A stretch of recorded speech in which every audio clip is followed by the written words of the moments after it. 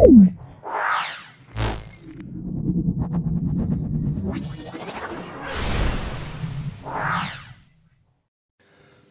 করি এই গরমে তোমরা সব ভালোই আছো।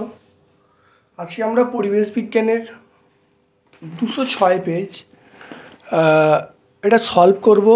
স্কুলটার নাম হলো সাঁইথি হাই স্কুল। তাহলে সাঁইথি হাই স্কুল আজ 16তম স্কুল, এটা সম্পূর্ণ সলভ করব। ক্লাস 8-এর সকল ছাত্রছাত্রীদের বলছি, তোমরা ভিডিওটা প্রথম থেকে শেষ পর্যন্ত দেখো।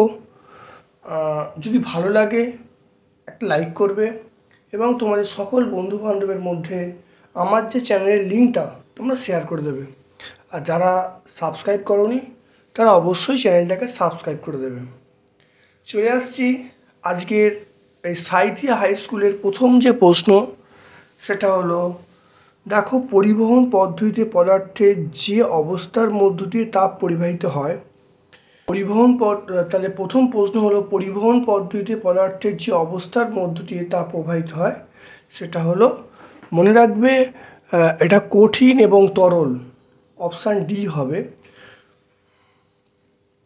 তাহলে এখানে অপশান দেওয়া আছে, প্রথম অপশান আছে কঠিন, দ্বিতীয় অপশান আছে তরল, তৃতীয় অপশান আছে গ্যাসীয়, আর 4 নম্বর অপশানটা আছে কঠিন এবং তরল উভয়। এটা অবশ্যই মনে রাখবে, এটা তোমাদের অপশান ডি হবে, কঠিন এবং তরল উভয়ের মধ্য দিয়ে। আগে আমাদের এরকম একটা প্রশ্ন হয়েছিল, মানে অর্থাৎ 10 নম্বর স্কুলটা কান্দি রাজা এমসি গার্লস হাই স্কুল, এখানেও দেখো একই কোশ্চেন দেওয়া আছে একের একেরটা। সেটা হলো পরিবহন পদ্ধতিতে তাপ প্রবাহিত হয়।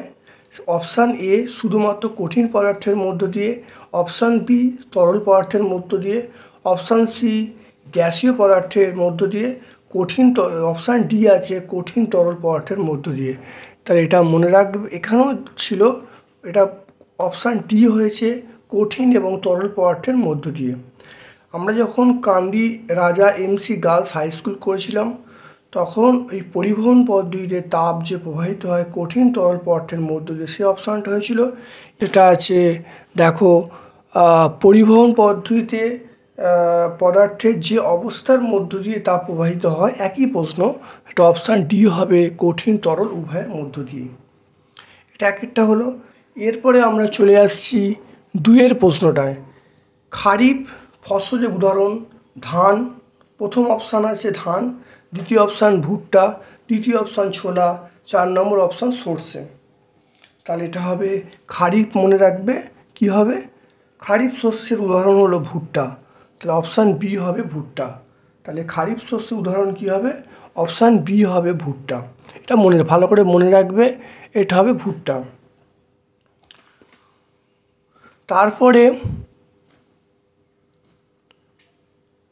তারপরে আমরা চলে যাচ্ছি প্রদত্ত কোনটি বহিরাগত কার্ভ।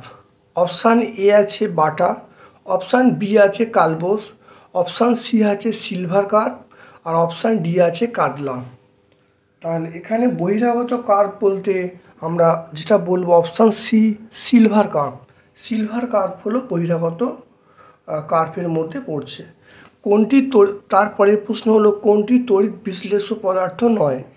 অপশান এ চিনি, অপশান বি হলো NaCl, option C KOH, option G MgSO4। তাহলে মনে রাখতে হবে এইগুলো NaCl sodium chloride, KOH caustic potash, MgSO4 magnesium sulphate, এগুলো কিন্তু সব তড়িৎ বিশ্লেষ্য পদার্থ। চিনিটা তড়িৎ বিশ্লেষ্য পদার্থ নয়, তাহলে অপশান এ হবে। তারপরে দেখো 5 নম্বর প্রশ্নটা, গ্যালভানাইজেশন হলো লোহার ওপর। অপশান এ আছে তামা, অপশান বি আছে জিঙ্ক, অপশান সি আছে টিন, অপশান ডি অ্যালুমিনিয়ামের প্রলেপ। তাহলে গ্যালভানাইজেশন হলো লোহার ওপরে জিঙ্কের প্রলেপ, তাহলে অপশান বি হবে জিঙ্ক। তারপরে প্রদত্ত প্রোটোজোয়া ঘটিত প্রদত্ত কোনটি প্রোটোজোয়া বা আর্দ্রপানি ঘটিত রোগ। অপশান এ আছে কলেরা, অপশান বি আছে যক্ষা, অপশান সি আছে গুটি বসন্ত, অপশান ডি আছে ম্যালেরিয়া। তাহলে এটা ম্যালেরিয়া হলো আর্দ্রপানি ঘটিত রোগ। তাহলে প্রথম যে প্রশ্নটা হলো তার উত্তরটা হলো কঠিন এবং তরল উভয়ই। দ্বিতীয়টা হলো ভুট্টা। 3 নম্বর প্রশ্ন মানে বহিরাগত কার্ভ, সেটা সিলভার কার্ভ। 4 নম্বর যে প্রশ্নটা আছে, 4 নম্বর প্রশ্নটা হলো কোনটি তড়িৎ বিশ্লেষ্য নয়, সেটা চিনি। আর 5 নম্বর প্রশ্ন হলো, এটা হলো জিঙ্ক, তার উত্তরটা জিঙ্ক। আর 6 নম্বর প্রশ্নের উত্তরটা হলো সেটা ম্যালেরিয়া। হয়ে গেল। তাহলে তাহলে এখানে 6টা প্রশ্নের উত্তর আমরা করে ফেললাম। এরপরে আমরা চলে যাচ্ছি 2-এর দাগের একেরটা। 2-এর দাগের একেরটা হিমমিশ্রিটি ব্যবহার, এটা ব্যবহারটা আগেও হয়েছে, মনে রাখবে। হিমমিশ্রিটি ব্যবহার হলো মাছ মাংস সংরক্ষণে ব্যবহার করা হয়। দেখো এখানে লেখা আছে, একটু দেখে নাও। তাহলে হিমমিশ্রের ব্যবহার হলো 2-এর একেরটা মাছ মাংস সংরক্ষণে হিমমিশ্র ব্যবহৃত হয়। তাহলে মাছ মাংস সংরক্ষণে হিমমিশ্র ব্যবহৃত হয়। হয়ে গেল। তারপরে আমরা চলে আসছি 2-এরটা, কোন জ্বরের আরেক নাম দমদম জ্বর? কালা জ্বরের অপর নাম হলো দমদম জ্বর। তাহলে 2-এর প্রশ্নের উত্তরটা হলো কালো জ্বর। 3 নম্বর প্রশ্ন বলা আছে বজ্রপাতের সময় নিরাপদ স্থান দুটি উল্লেখ করতে বলছে। পাকা বাড়ি, এটা খুবই একদম সেফ প্লেস। এটা ছাড়াও ছাদযুক্ত ও দরজা জানলা বন্ধযুক্ত গাড়ি। তাহলে 1 নম্বর হলো পাকা বাড়ি, 2 নম্বর হলো ছাদযুক্ত ও দরজা জানলা বন্ধযুক্ত গাড়ি। হয়ে গেল। 4 নম্বর প্রশ্ন, সূর্য থেকে তাপ আসে কোন পদ্ধতির মাধ্যমে? এটা অবশ্যই তোমরা মনে রাখবে, বিকিরণ। এটা আগেও হয়েছে, তবুও আরেকবার লিখে দিলাম, বিকিরণ। বিশুদ্ধ জল তড়িতের সুপরিবাহী নয় কেন? 5 নম্বর প্রশ্ন। জল তড়িতের সুপরিবাহী নয় কারণ বিশুদ্ধ জল মৃদু তড়িৎ বিশ্লেষ্য পদার্থ। বিশুদ্ধ জল মৃদু তড়িৎ বিশ্লেষ্য পদার্থ, তাই জলে খুব অল্প সংখ্যক H+ এবং OH- আয়ন উৎপন্ন হয়, তাই বিশুদ্ধ জল তড়িতের সুপরিবাহী নয়। তাহলে 1 নম্বর হলো বিশুদ্ধ জল মৃদু তড়িৎ বিশ্লেষ্য পদার্থ, তাই জলে খুব অল্প সংখ্যক H+ OH- আয়ন উৎপন্ন করতে পারে, তাই বিশুদ্ধ জল তড়িতের সুপরিবাহী নয়। এরপরে আমরা চলে আসছি গরমকালে ভেজা কাপড়ে হাওয়ায় দাঁড়ালে আরাম লাগে কেন? দেখো 6 নম্বর প্রশ্নের উত্তরটা ঘাম। তাহলে ঘাম বাষ্পিত হয়, বাষ্পায়নের জন্য লীন তাপ আমাদের শরীর থেকে সংগ্রহ করে। তাহলে ঘাম বাষ্পীভূত হয়, বাষ্পায়নের জন্য প্রয়োজনীয় লীন তাপ শরীর থেকে সংগ্রহ করে, তাই কিন্তু শরীর ঠান্ডা হয়। তারপর কী ধরনের মাটি চা চাষের উপযোগী? কী ধরনের মাটি চা চাষের উপযোগী? এটা মনে রাখবে, তোমরা ভালো করে মনে রাখবে। এটা একটু লেখাটা একটু বড়, মানে আম্লিক মাটি অবশ্যই, কিন্তু আম্লিক মাটি সব জায়গার নয়। অর্থাৎ 1000 থেকে 2500 মিটার উঁচু এলাকায়, 1000 থেকে 2500 মিটার উঁচু এলাকার পাহাড়ি গায়ের, মানে পাহাড়ি অঞ্চল, যেটা পাহাড়ি অঞ্চলের আম্লিক মাটি চা চাষের উপযোগী। তাহলে 1000 থেকে 2500 মিটার উঁচু এলাকায় পাহাড়ি অঞ্চলের যে আম্লিক মাটি, সেটা কিন্তু চা চাষের উপযোগী। এরপরে আমরা চলে আসব 3-এর দাগেরগুলো, জৈব সার এবং অজৈব সারের পার্থক্য। তোমরা বালুরঘাট হাই স্কুল ভৌতবিজ্ঞানের 3-এর 2-এর উত্তরটা দেখে নেবে, উত্তর পেয়ে যাবে। জৈব সার এবং অজৈব সারের পার্থক্য বালুরঘাট হাই স্কুল 3-এর 2-এর উত্তরটা তোমরা দেখে নেবে। তো বলা আছে জারণ বিজারণের পার্থক্য বলতে বলছে। দেখো জারণ বিজারণের পার্থক্য ছোট করে লিখে দিয়েছি যাতে অসুবিধা না হয়। জারণ মানে পরমাণু, আয়ন বা মূলক থেকে ইলেকট্রন বেরিয়ে যায়। জারণ মানে পরমাণু, আয়ন, মূলক থেকে ইলেকট্রন বেরিয়ে যায়। বিজারণ বলতে পরমাণু, আয়ন বা মূলকের সঙ্গে ইলেকট্রন যুক্ত হয়। জারণের উদাহরণ কি বলবো? Zn-2e, এটা Zn2+। আর বিজারণ মানে আমরা কি বলবো? Cu2+, দুটো ইলেকট্রন হলো, তাহলে Cu উৎপন্ন হলো। তারপরে আমরা জারণে কি বলবো, অক্সিজেন বা ক্লোরিন যুক্ত হওয়া বা হাইড্রোজেনের অপসারণ হওয়া তাকে আমরা জারণ বলবো। জারণে আমরা কি বলবো, অক্সিজেন ক্লোরিন যুক্ত হওয়া বা হাইড্রোজেন বেরিয়ে যাওয়াকে আমরা কি বলবো, জারণ বলবো। আর বিজারণকে আমরা বলবো সেটা অক্সিজেন ও ক্লোরিন বেরিয়ে যায় এবং হাইড্রোজেন যুক্ত হয়। তাহলে হয়ে গেল। তাহলে দেখো তিনটে পার্থক্য তাহলে আমরা দেখতে পাচ্ছি, জারণ বিজারণের তিনটে পার্থক্য লেখা আছে। তোমরা ভালো করে পড়ে নেবে এবং পরীক্ষা সুন্দর করে লিখে দেবে, তোমরা ফুল মার্কস পেয়ে যাবে। দেখো জারণ বিজারণের পার্থক্যটা লেখা আছে। 3 নম্বর প্রশ্নটা সেটা হলো মেজর কার্ভ মাইনর কার্ভের পার্থক্য।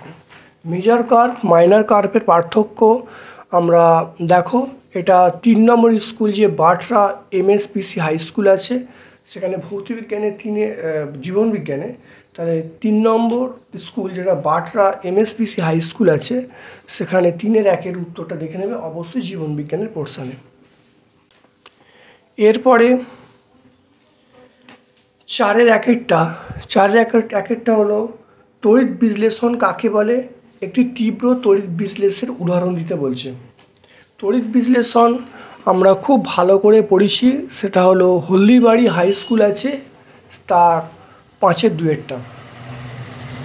হলদিবাড়ি হাই স্কুল ভৌতবিজ্ঞানের যে 5-এর 2-এর উত্তরটা হয়েছিল একই উত্তর হবে। আর একটি তীব্র তড়িৎ বিশ্লেষক পদার্থের নাম আমরা এটা জানবো, সেটা NaOH হবে, KOH হবে। NaOH মানে কস্টিক সোডা, KOH মানে কস্টিক পটাশ। একটি তীব্র তড়িৎ বিশ্লেষক পদার্থের নাম হলো NaOH এবং KOH। আর তড়িৎ বিশ্লেষণের এই সংজ্ঞাটা তোমরা পাবে হলদিবাড়ি, অর্থাৎ হলদিবাড়ি হাই স্কুল আছে, সেই হলদিবাড়ি হাই স্কুল সেটা 5-এর 2-এর মধ্যে তোমরা পেয়ে যাবে। তোমরা ভৌতবিজ্ঞান পোর্শনটা দেখলে তোমরা পেয়ে যাবে। তারপরে আমরা চলে আসছি 4-এর 2-এর প্রশ্নটা, মধুর পুষ্টিগুণ লেখো। খুব ইম্পর্টেন্ট প্রশ্ন, মধুর পুষ্টিগুণ। দেখো মধুতে কী কী থাকে সেটা উল্লেখ করতে বলছে। মধুতে প্রচুর পরিমাণে গ্লুকোজ এবং ফ্রুক্টোজ থাকে, এজন্য মধু খুব পুষ্টিকর। তাহলে 1 নম্বর হলো মধুতে গ্লুকোজ এবং ফ্রুক্টোজ প্রচুর পরিমাণে থাকে, এজন্য মধু পুষ্টিকর। আর বি হলো মধুতে প্রচুর পরিমাণে ভিটামিন A, বি কমপ্লেক্স এবং সি থাকে। তাহলে মধুতে প্রচুর পরিমাণে ভিটামিন A, বি কমপ্লেক্স এবং সি থাকে। আর 3 নম্বর পয়েন্ট হলো মধুতে কিন্তু কিছু অ্যামিনো অ্যাসিড থাকে। মধুতে কিছু দেখা যাচ্ছে অ্যামিনো অ্যাসিড এবং বিভিন্ন খনিজ পদার্থের বলতে Na মানে সোডিয়াম, K মানে পটাশিয়াম, Ca মানে ক্যালসিয়াম, Fe মানে লোহা, Mg মানে ম্যাগনেসিয়াম, P মানে ফসফরাস, এই সব মৌলগুলো উপস্থিত থাকে। সেই জন্য মধু আমাদের শরীরে অত্যন্ত উপকারী। তাহলে ভালো করে গুছিয়ে লিখে দিয়েছি, তোমরা ভালো করে লিখে নেবে, পরীক্ষার খাতায় লিখবে। নিবিড় মিশ্র চাষ। নিবিড় মিশ্র চাষ বলতে কী বোঝো, এটা আমাদের হয়েছে। নিবিড় মিশ্র চাষ তোমরা অবশ্যই দেখে নেবে। এটা দেখবে 12তম স্কুল আছে, তাহলে মেদিনীপুর কলেজিয়েট স্কুল দেখবে লাইফ সায়েন্সের পোর্শানে আছে, এটা স্কুল নাম্বার 12। তাহলে 12 নম্বর স্কুলে সেটা হলো মেদিনীপুর কলেজ স্কুল, অর্থাৎ সেটা হলো লাইফ সায়েন্সের 3-এর 3-এরটা তোমরা পেয়ে যাবে। যে সংজ্ঞাটা তোমরা পাবে হলদিবাড়ি হাই স্কুল। তোমরা 7-এর দেখবে এই তড়িৎ বিশ্লেষণের যে সংজ্ঞাটা তোমরা পাবে 7 নম্বর স্কুল, সেটা হলো হলদিবাড়ি হাই স্কুল। এটা ভৌতবিজ্ঞানের পোর্শন 5-এর 2-এর উত্তরটা দেখে নেবে।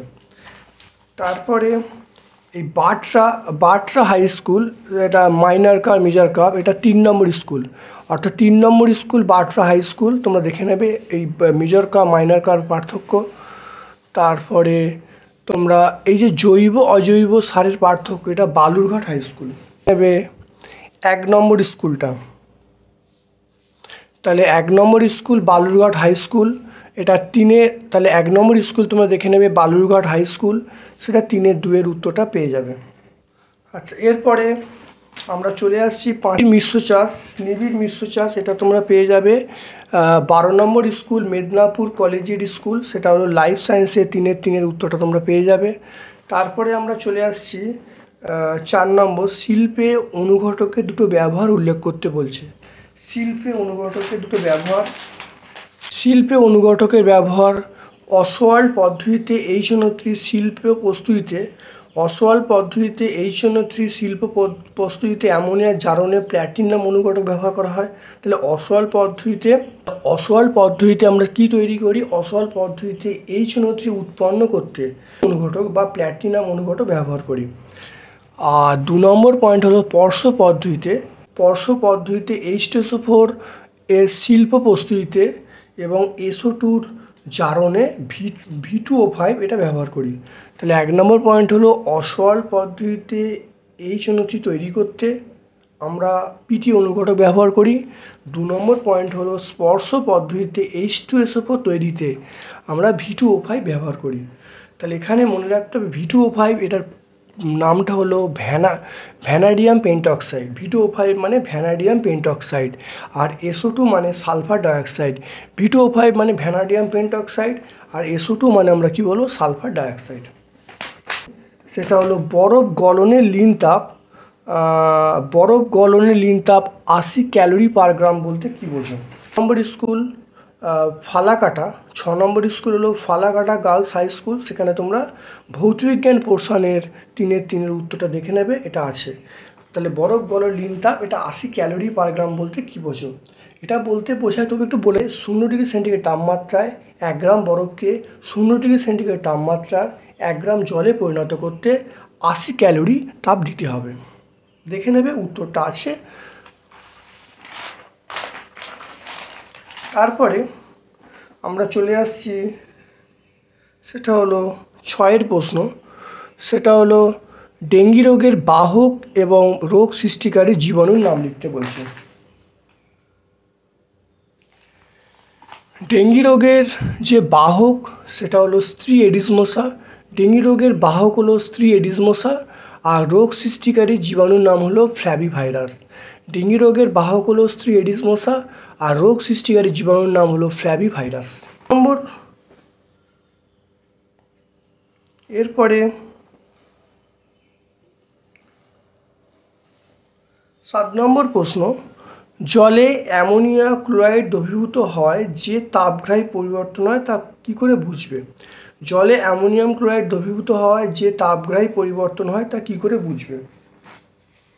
তাহলে অ্যামোনিয়াম ক্লোরাইডের মধ্যে জল যোগ করা হলে অ্যামোনিয়াম ক্লোরাইড জলে দ্রবীভূত হয় এবং তাপ শোষণ ঘটে।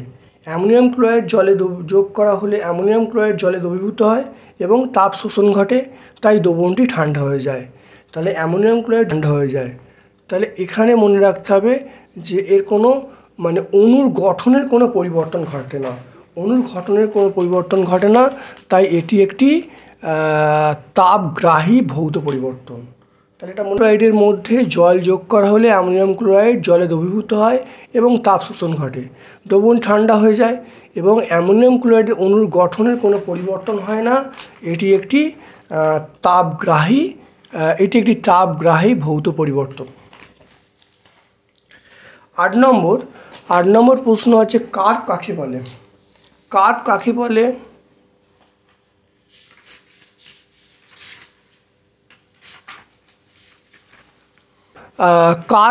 বলে?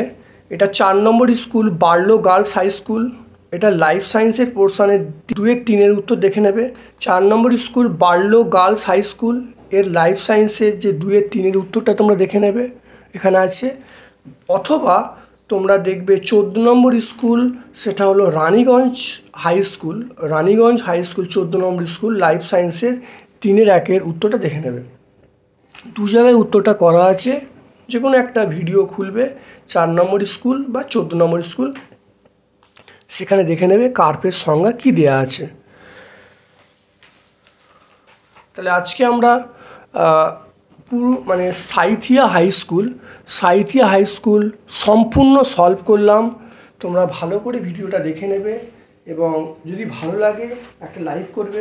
যারা চ্যানেলটাকে সাবস্ক্রাইব করোনি, চ্যানেলটাকে অবশ্যই সাবস্ক্রাইব করে দেবে এবং তোমাদের সকল বন্ধুবান্ধবের মধ্যে ভিডিওর লিঙ্কগুলো শেয়ার করে দেবে। যদি ভিডিওটা ভালো লাগে একটা অবশ্যই লাইক করতে কিন্তু ভুলবে না, কারণ লাইক করলে বিভিন্ন জনের কাছে কিন্তু এই ভিডিওর লিঙ্কটা চলে যাবে। খুব ভালো করে ছুটি কাটাও এবং ভালো করে ভিডিও দেখো, ভালো করে খাতায় প্র্যাকটিস করো। আমার পক্ষ থেকে সকলকে ধন্যবাদ জানিয়ে আজকের মতো ভিডিওটা শেষ করলাম।